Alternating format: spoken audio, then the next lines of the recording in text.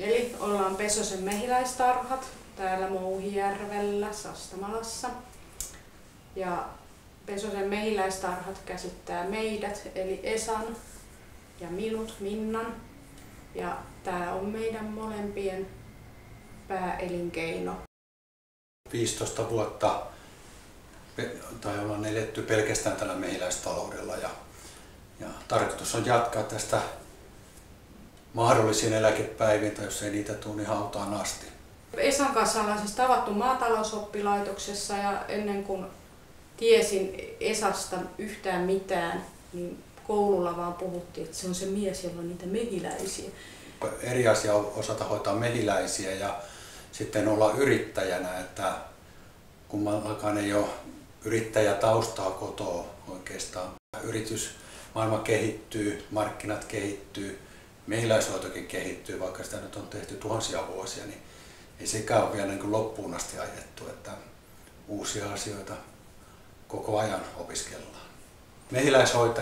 Mehiläishoitovuosihan taittuu aina elokuussa, että siinä on, voi sanoa, että on uusi vuosi, eli kun sato korjataan, elokuu on kiireistä aikaa, hunajat otetaan talteen, pesiä ruvetaan talveen kohti ruokkimaan ja hoitamaan. Eli tässä tämä loppukesä, alkusyksy menee hunajan linkouksessa ja pakkaamisessa ja syksyllä, kun päästään syyskuuhun, niin saadaan pesät pikkuhiljaa talviteloille ja hunajat on lingottu ja ei muuta kuin sitten tehdään tuotteita, kierretään markkinoita ja joulua kohti aina tämä meno vielä tiivistyy. Tarvitaan kynttilöitä, Minna tekee paljon mehiläisvahakynttilöitä ja koitetaan saada tuonne marraskuun loppuun tämä tuotantopuoli pyörimään, että sitten se marraskuun loppu jouluun asti on pelkästään markkinoilla ja käyntiä ja tavaroiden toimitusta. Ja toukokuun lopulla sitten alkaa nämä mehiläishoitokiireet ja sitä sitten riittää 3 kuukautta, että ollaan pitkälti sitten mehiläisten kanssa tekemissä, eli pesien perushoito, kerätään siitepölyä, että se työllistää melkein sen 2 kuukautta siinä. Eli meillä on tällä hetkellä noin liki 200 pesää ja tarhapaikkoja on liki 20. Ja sitten se kauemmaiset pesät on tuolla Ylöjärven Viljakkalassa ja siitä sitten tänne päin, eli kauemmalliselle tarhalle on noin 30 kilometriä. Mehiläisten pesäpaikat, niin ne on sellaisia, mitkä pysyy vuodesta toiseen samana ja sen mukaan, miten luonto muuttuu, kasvillisuus muuttuu, niin sitä myöten vasta muutetaan pesäpaikkoja. Tai jos karhu rupeaa vieraille niin kuin tänä vuonna kävi, että karhu rupesi ahdistelemaan yhtä tarhaa ihan kunnolla, että se me sitten suosiolla tyhjennettiin ja vietiin kalusto sieltä pois ja toisella laitettiin sitten paimenpojat, että ne pitää jonkun verran karhua loitolla. Aika lailla alusta asti pyritty siihen, että meillä on erilaisia tuotteita, joita tehdään eri vuoden aikaan. Mehiläisiltä voidaan kerätä hunaja, mutta sieltä voidaan myöskin käyttää muita pesän antimia aika hyvin, että just tämä siitepölyn keräys, mitä käytetään lisäravinteena ja mehiläisvaha, joka on ihan mehiläisten oma vaha, jota mehiläiset tuottavat aktiivisesti tietyssä ikävaiheessa. Ja sitten on erilaisia hunajan jatkojalosteita, mitä sitten tehdään. Propollista, mehiläiskittivahaa tuotetaan ja sitten Celerojallekin opiteltu tuottamaan, että kyllä siellä vielä paljon tekemistä on kaiken kaikkiaan tuotteiden kanssa. Ja tietenkin yksi tuote on se, että mehiläiset toimii hyvin pölyttäjinä ja myös ollaan vuokrattu pesiä marjaviljelijöille pölytyskäyttöön, eli ne lähtee kesätöiksi sitten pölyttämään tuonne maailmalle. Todellisuudessahan mehiläisten pölytyksessä tuottama hyöty maanviljelijöille ja sitten luonnon marjoille, kotipuutarhoihin, niin se on suurempi kuin mitä me saadaan hunajasta rahaa Suomessa. Pesäosastoja on alihankintana tehty toimintakeskuksessa ja mahdollisesti tänä vuonna toisella mehiläishoitajalla vahoja sulattaa 3. mehiläishoitaja.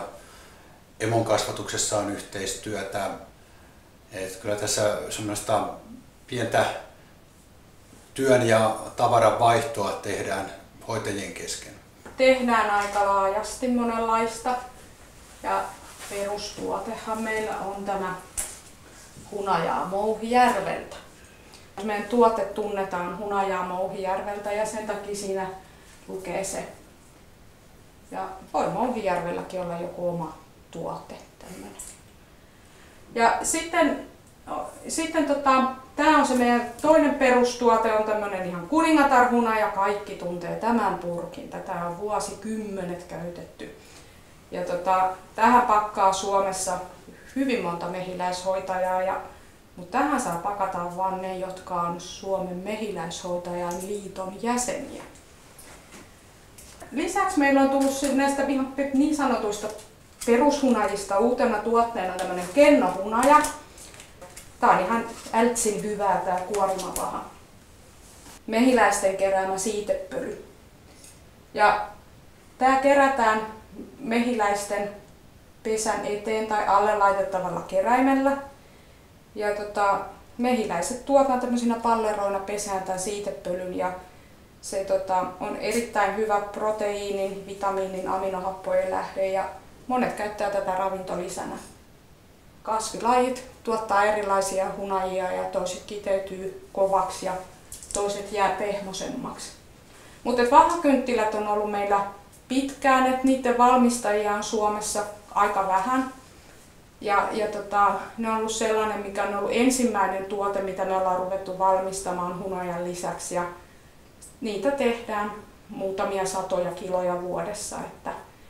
Että se on sellainen, josta mä tykkään kovasti itse tehdä niitä ja toisaalta myöskin ihan kaikki menee mitä ehtii tekee suurin piirtein. Täällä yrittäjänä täällä Mouhijärvellä on ollut ihan mukava olla. Täällä on se, että täällä tunnetaan toisemme ja täällä on paljon osaajia. Että tämä uusi tuotantorakennuskin, mikä meillä tässä on, niin kyllä voi sanoa, että 90%, jos et ihan Mouhijärveltä, niin ainakin Sastamalasta on materiaali ja työ löytynyt tähän. Että se on semmoinen ihan mukava asia ja tulevaisuudessa tämä tilanne nyt ehkä tästä kehittyy, ei tätä tiedä koskaan tätä maailman menoa, mutta pystyttäisiin kenties joku ihminen vielä palkkaakin tähän remmiin.